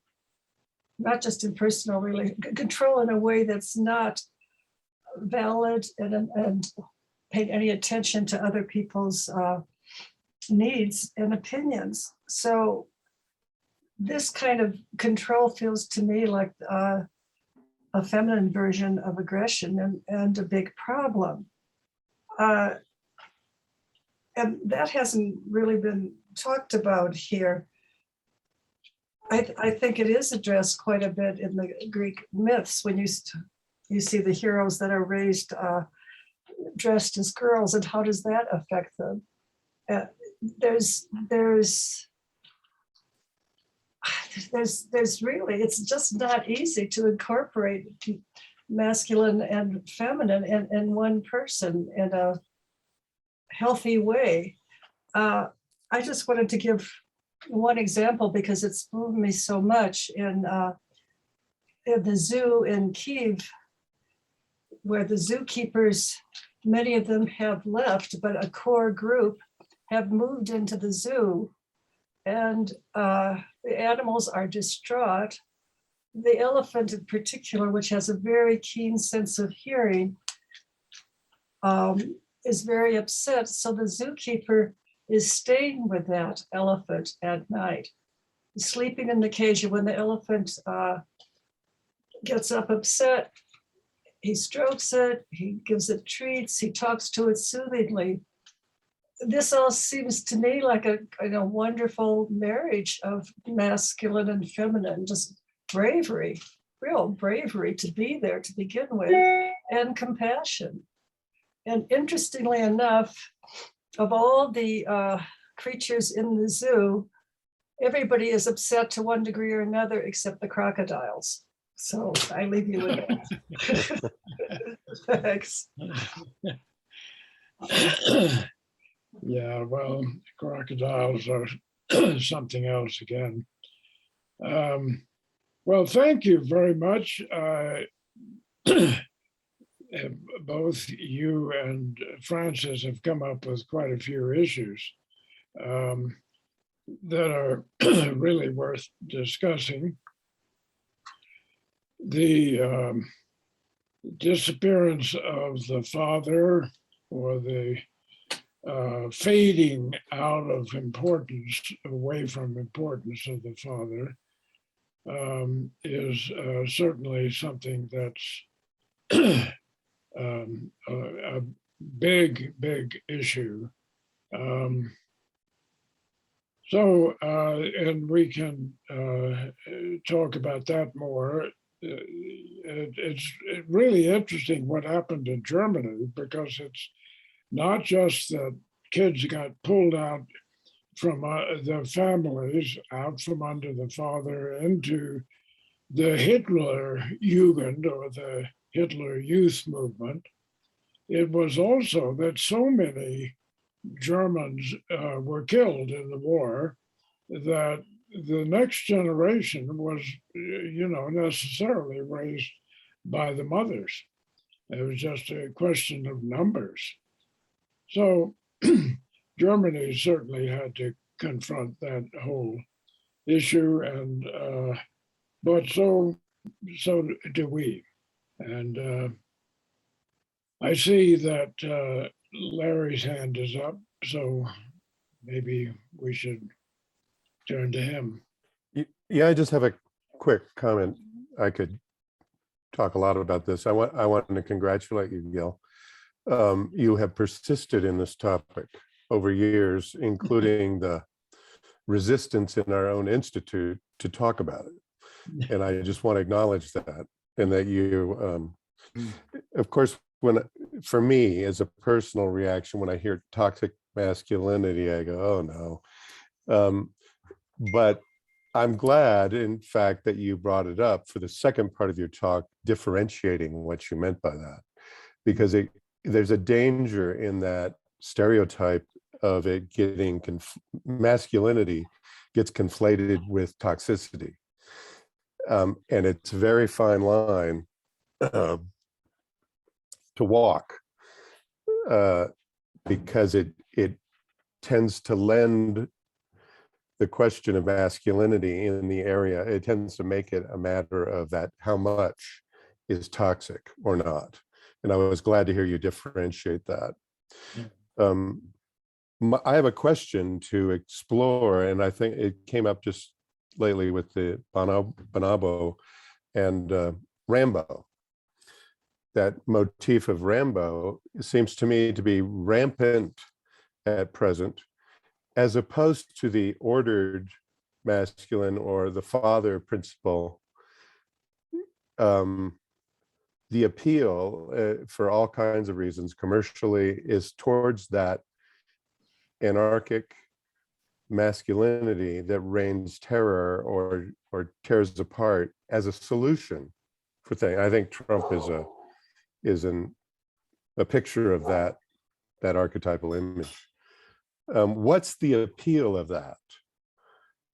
And why are so many women drawn to that particular archetypal configuration, do you think? Why is Rambo so loved? I mean, this is how many, concretely, why did so many women vote for Trump? But what's the appeal of that figure as opposed to the sort of stolid sheriff or, I mean, that's being, and coincidentally, we're having less sex collectively. I would really like to have some women answer that question in terms of what it is about Rambo that's so attractive to women. Yeah, it seems to be an archetypal, this is an old story. Yeah. Well, I mean, just off the top of my head, I really think it would be more appropriate for women to answer your question. But off the top of my head, I would say that a Rambo person is attractive because he's going to protect women and the family. I mean, he'll do anything under God's green earth to defeat an enemy. He doesn't hesitate. And it's that protectiveness that's appealing.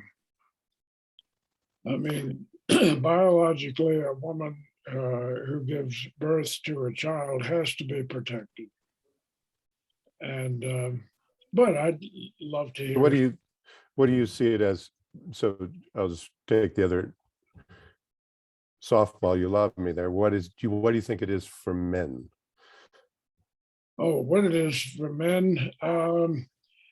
Well, unfortunately, I think it is that this is a way to be dominant and on top. So the more macho and the more aggressive and Rambo-like you are, the more you're apt to come out on top. I see Sarah's got her hand up. It goes back to the chimps and the gorillas. Go ahead. Go ahead, Sarah. Actually, Jack is first and then Sarah, Rich. Except that he was just saying something and asking for a woman's response. Oh, And gotcha. then we could go to Jack. Okay. Sarah? Yeah. I'm laughing at my courage to do this. I was very happy with just my name on board, eating my breakfast and then my lunch. I got to a place where I couldn't stay quiet. So it's not my ideal. However, I very much am part of the history of women over the last several thousand years. And I cannot say enough about the effect of violence and rape on women and what that has done and the effects of the trauma, including the going to sleep, including the numbing out, and the matrices, the cultural messages that many women are given, and the enculturation. And I think there is so much that when you were talking about kicking the tire and kicking the side of the car, there is so much that many women have not experienced of their own voice and of their own selves. And so that, and I think the point about wanting protection is probably right too. I can't speak for a woman who has that as their ideal image, but I just also do want to speak about the level of carried through trauma and resulting in unworthiness, unconscious unworthiness and submissiveness, and simple lack of knowledge of what is really empowerment. Well, thank you very much.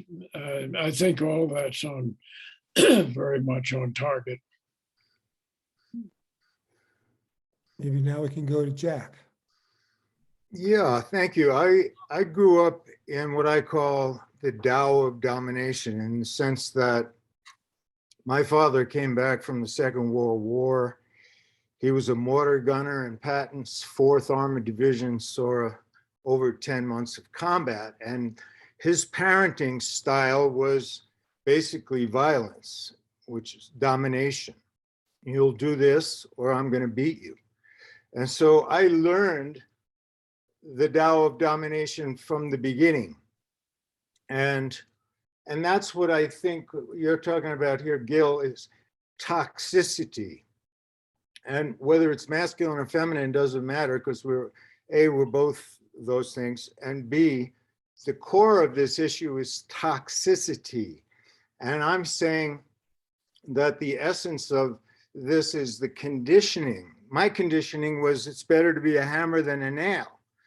So I use aggression to bolster my self-esteem and try to get free of the programming, the conditioning that I received that I wasn't good enough.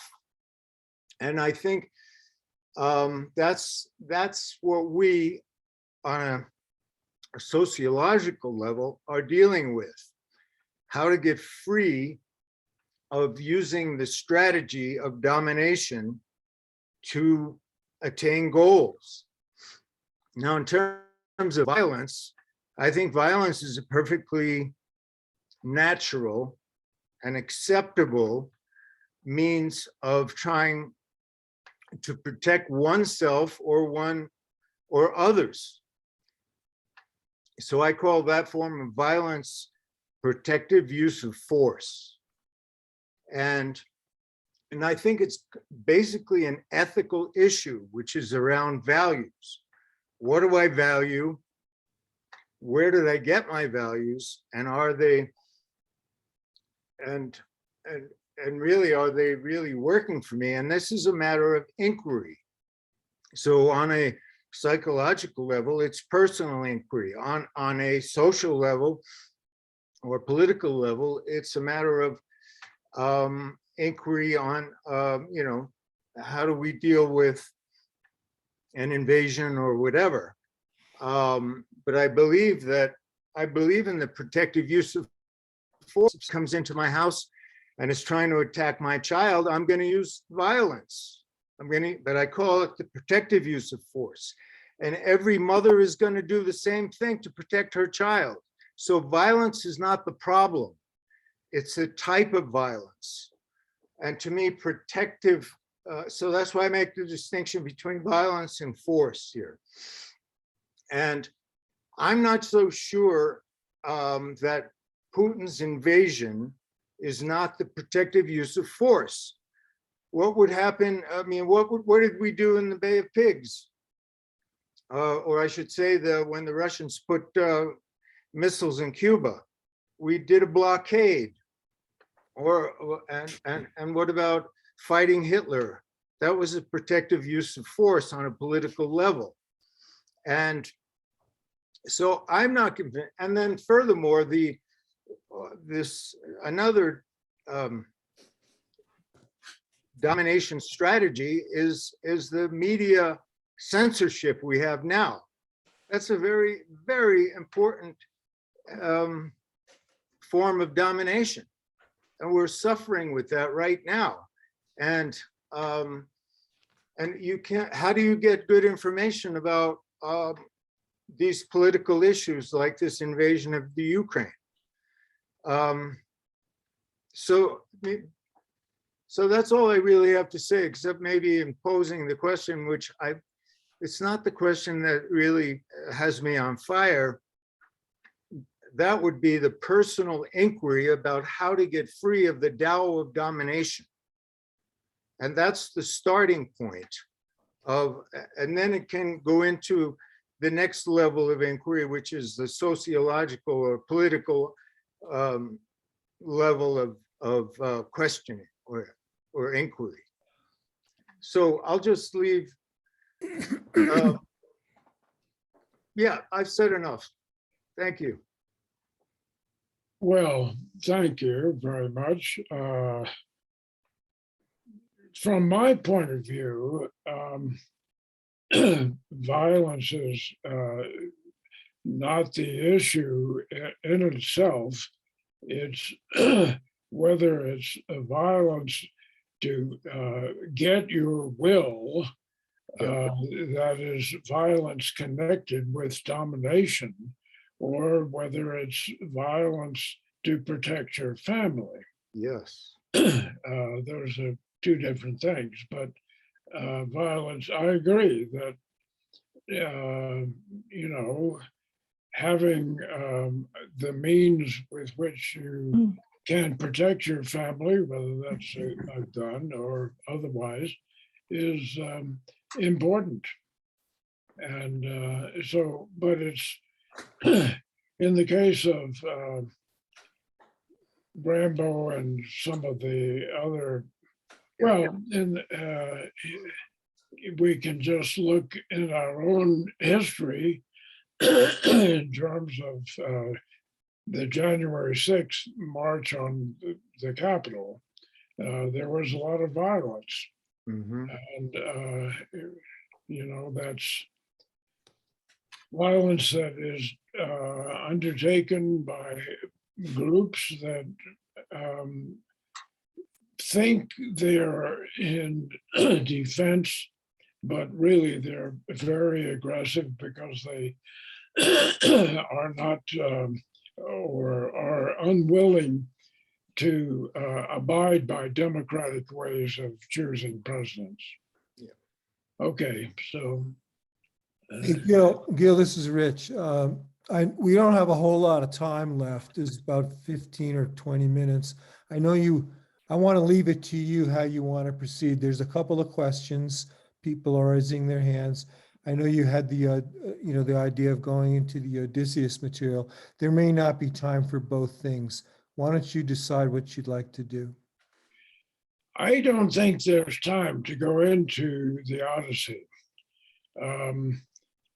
I don't know what to do about that except to offer to meet with anybody who is interested without a charge, no financial implication, who would like to go into the Odyssey as an example of a male psyche needing drastically to be transformed, and doing so with contact with 4 different women.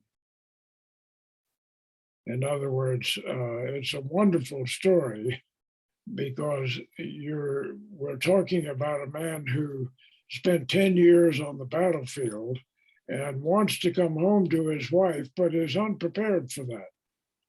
And it takes 3 women and his mother to help him transform his own masculine psyche to be able to do that. And I don't know what the mechanics would be, but if anyone wants to meet and talk about that, I'd be glad to do it without charging.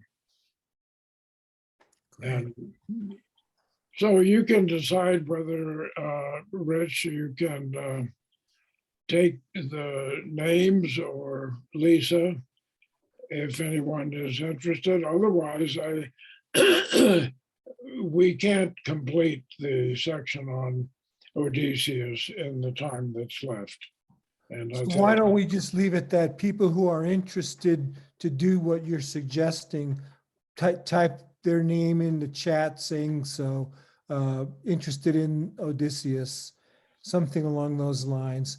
And then we'll just continue now and take a few more comments. Okay. And will you keep track of the? We will. Yes, Gil, the chat is saved up to the end of this, so we'll have a record of whoever types their name in the chat. Okay. So Deborah Bolt's been waiting the longest. Deborah. Yeah, I just wanted to briefly respond first to this question about women, to share that, I grew up professionally in the 70s, and I watched then, as women were beginning to make their way into fields like filmmaking that I was part of in the corporate world, that we all wanted to know how to be powerful, to be affected, to be integrated, to succeed. And we fell into the trap of mimicking the male model. And, just continue to see that pattern continue in our culture. But I really would just wanted to pick up on your question to us, Dr. Dudley, of how do we foster the positive elements in the male psyche? And how do we do that on a collective level? And I think there was, an important clue to one of the answers to this when you referenced John Wayne and Rimbaud as these incredibly potent figures in popular culture. And back in 1989, Pico Iyer wrote this book called Video Night in Kathmandu. He was a correspondent for Time magazine at the time. And his basic thesis was, whoever rules popular culture rules the world. And that in 1989, America had succeeded far beyond its highest hopes, militarily, politically, economically, through the influence of its popular culture. And he describes, opening day of Rambo in Shanghai, and 4,000 people were lined up to try to get into the theater. So if we think about how to have it, and the forces around masculinity are just so incredibly powerful in our culture now. It's like, how do we step up our game? And I'm not sure how any of us individually or collectively could do this, but I just want to pose the thought that storytelling is arguably the most powerful force in human life. And whoever has the best stories wins. And somehow we have to encourage compelling characters, heroes in popular culture, in movies, that embody, express in appealing ways these positive qualities of the male psyche. You mentioned courage, determination, selflessness. But I really think that that's just an incredibly potent way to make a difference on the collective level. That's a very interesting comment, and it brings up the question of whether there is in popular culture an example of a positive masculine instead of the Rambos and the John Waynes. And what comes to my mind is To Kill a Mockingbird, Atticus, as an example, not only of courage to take up the cause of protecting a Black against an all-white jury, but it's being willing to lose. He lost the case, but he won the admiration of the Blacks and the whites in the upper chamber of watching the trial. So there's somebody else who's got a hand up. Mary. Yes, thank you. So I wanted to comment on the question about why women vote for Trump and support these kinds of things. As I said, I'm a therapist. I'm a somatic therapist, but for a number of years I worked as a therapist in a battered women's shelter. And what we would see over and over and over again, that women would come in, be just so distressed and battered, beaten, emotionally, physically, and then go back to their abuser. And there's, this is not concrete, but it usually takes a woman about 7 or 8 times to finally leave, and some women never do. And so there was this famous study that was done with rats that really helped with this whole piece and helped us as therapists to work with women in these kinds of situations. And it was, they put rats in a cage, and there were 4 doorways on each side, and there was food out on each side. And the rats would go in and out and get their food. And then they began getting zapped. Okay, they began getting zapped electrically. The door was still open. And then they stopped being zapped, but they would no longer go out and get that food. So that's really speaking to the conditioned physiological everything that goes on inside. So these women, or people that are abused, it becomes such a part of their cellular makeup. Yeah, it's just there. The rationale cannot overcome that. And so it's just what they're used to. It's what they have, their whole psyche, body, emotional aspects of them are so conditioned in that way. And what they found in this study, working with battered women, the only thing that helped them to get past that was to allow their aggression to come forward, to encourage them to do that kicking, to do that screaming, like what you were talking about, Guil, just to really get in touch with their rage, their anger. And that helped them. Doesn't mean they didn't still love their abuser, okay, but it helped them to know, I am not going to take this anymore, and this is not okay. Yeah. So I really believe a lot of these women that are drawn to people like Trump and things like that have, I don't know, there's millions of them, but, have something in their psyche, in their history, could be generational, that has contributed to that cellular passivity or stuckness, so I wanted to share that. Yeah. I appreciate that. Thank you very much. Does anyone want to comment on? I have a comment. I wanted to follow too. Again, first I want to say, Guil, thank you so much, because I do think that there's a lot of threads currently in both Ukraine, but also, as you brought up, the climate crisis and the way that we seem to be split in these things. And Mary, thank you for that comment too just now about the cellular level or the conditioning. Just speaking as a woman, I can see that in my own generation. I can go back and trace past and look, and it is part of the dialogue. And what I've really taken from you, Guil, is the dialogue between the masculine and feminine, not seeing all masculine as toxic, not seeing all feminine as light, but having this dialogue that you're bringing here today. And then I wanted to add one thing too. I don't know if you've seen, but there's a series on Netflix called Longmire, which is a sheriff. Larry brought up the sheriff idea that uses the masculine and has a daughter. And it's a very interesting series for those different positive masculine, yet aggressive, yet defending, and so forth. So I wanted to bring that, but would love to hear some of your closing comments about some of this material that's come up here about those different dialogues between the two.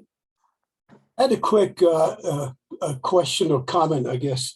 I was thinking, could be wrong, that it is beyond testosterone. It's way beyond testosterone. We're talking about collective consciousness versus individuation.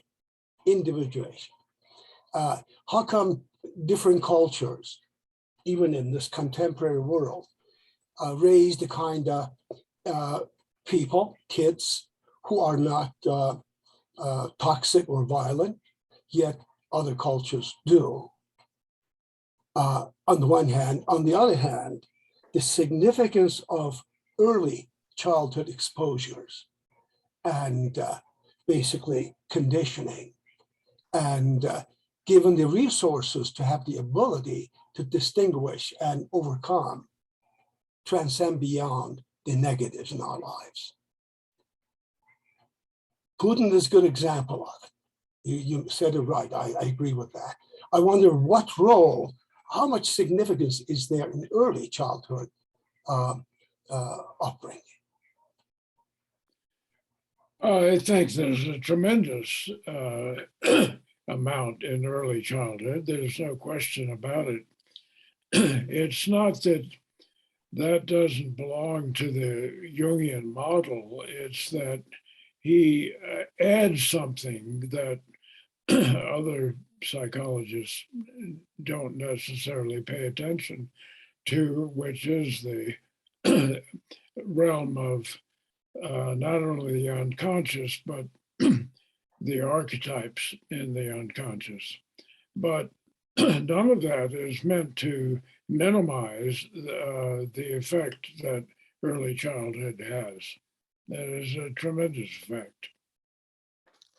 Thinking about Putin, his childhood is somewhat, it's full of holes. There's no one knows much about him. None of the neighbors even saw him until he was about 8 or 9 years old, which indicates perhaps that his elderly parents adopted him. His elderly parents lived through and participated in the resistance in the siege of Leningrad, right?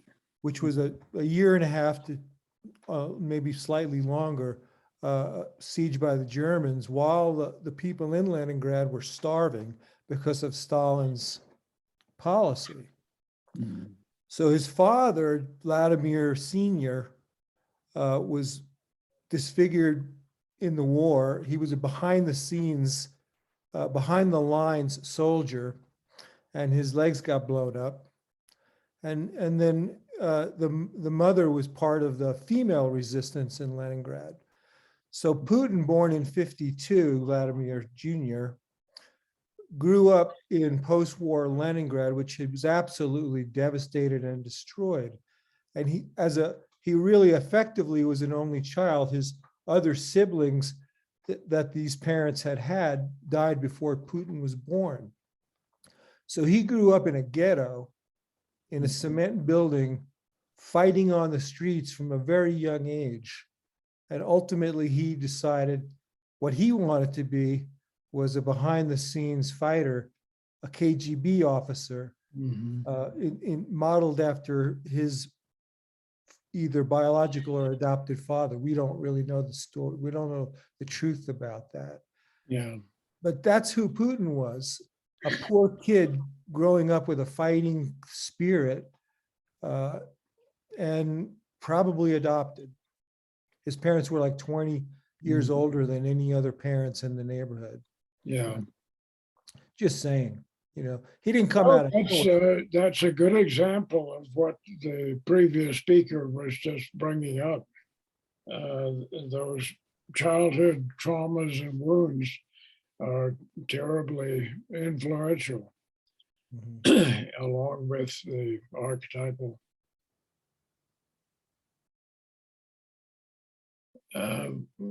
Well, I think the only closing comment that I have to make is that it's more important to raise the question than to think we have answers. So I think we have to keep raising the question, keep it in consciousness, and partial answers will come up, but there's no complete answer. Well, I'm sorry about the Odyssey, but I'd be delighted to talk to anyone, any group of people who are interested. We have about, there's more than 12 people interested at this point in the chat. And we'll save that and we'll contact them Okay, we'll figure out some way to get together, or either maybe in person with warm weather, or maybe on Zoom. Well, okay, Gil, thank you so much for all of this, all of your thoughts, and I know you've been writing about this in your own life, and you've been after this question for quite some time, as Larry pointed out. Yeah. Well, thank you, Rich. And I've really, really enjoyed it and appreciated all the comments. Thank you so much, Gil and Rich and Lisa, and so good to be with all of you and our comments. Thank and you, questions. everybody. Thank you all for showing up and coming out today and taking part. Very rich and obviously more questions than answers, but a lot got stimulated here, and it's a really important topic that you brought, Gil.